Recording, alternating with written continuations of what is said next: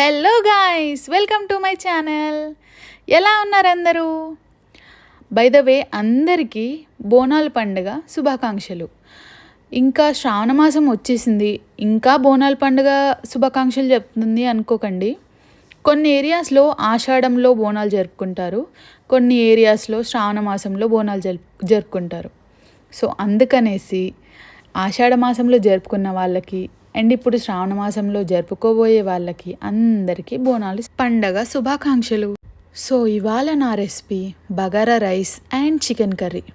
Bagara rice కోసం గిన్నె పెట్టుకొని అందులోకి కొంచెం నెయ్యి వేసుకొని ఆనియన్స్ పచ్చిమిర్చి వేసేసుకున్నాను. అవి ఫ్రై అయిపోయాక అల్లం వెల్లుల్లి పేస్ట్, కొంచెం ధనియాల పిండి వేసేసుకొని మనం ఎన్ని బియ్యం అయితే వేసుకోవాలనుకుంటున్నామో దానికి తగ్గట్టు ఎసరు పోసేసుకున్నాను. అలా ఎసరు పోసుకున్న తర్వాత ఎసరు బాగా మరిగిన తర్వాత అందులో రైస్ వేసేసుకొని రైస్ ఉడికిచ్చేసుకున్నాను. జీడిపప్పులు ముందే వేస్తే నానగిల్లినట్టుగా మెత్తగా అనిపిస్తాయని తర్వాత మళ్ళీ ఫ్రై చేసుకున్నాను జీడిపప్పుల్ని.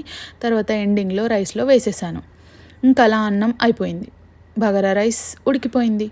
నెక్స్ట్ కడాయిలో ఆయిల్ వేసుకున్నాను. మస్టర్డ్ ఆయిల్ యూజ్ చేస్తాను నేను.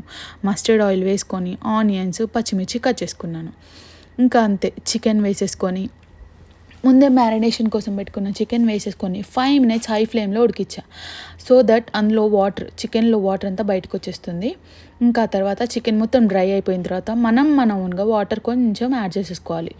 యాడ్ చేసుకొని చికెన్ని అలా ఒక 10 to 15 minutes ఉడికిచ్చేసుకోవాలి.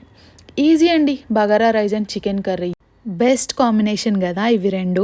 ఇంకా అంతే, సలాడ్ కోసం ఆనియన్స్ నిమ్మకాయ కట్ చేసుకొని ఇంకా సర్వ్ చేసుకొని ఎంజాయ్ చేయడం.